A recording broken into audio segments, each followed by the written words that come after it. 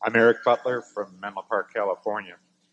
A couple of questions, one serious, one not quite.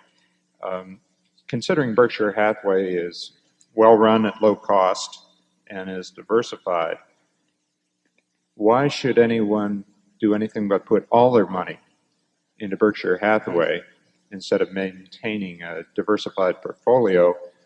And in some of these hagiographic kind of biographies, it is apparent that you have other investments yourself beyond Berkshire Hathaway.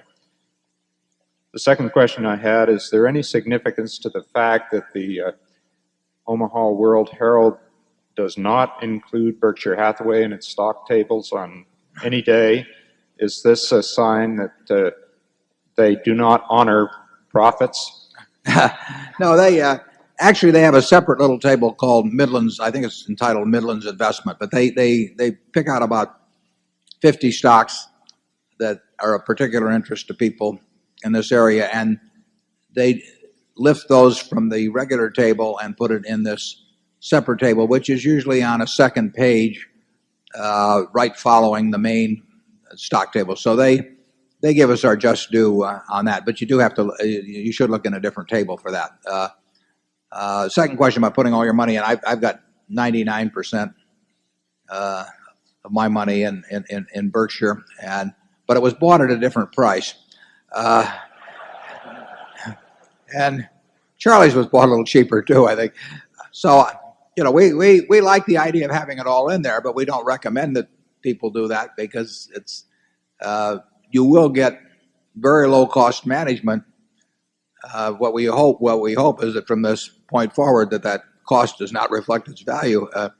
But the price at which you enter is very important. You do get a great group of businesses. You get a lot of great operating managers. You get very reasonable costs. But that is fairly widely recognized now compared to the past, and people pay more for it than they used to. I'm still very comfortable with it, and I think Charlie's comfortable with it too. But everyone has to make up their own mind about price. Charlie? Yeah, eventually, if the success continues and we have more of this hagiography, the stock will get such a high price that it's no longer sensible at all to buy. We hope we dampen that process as we go along.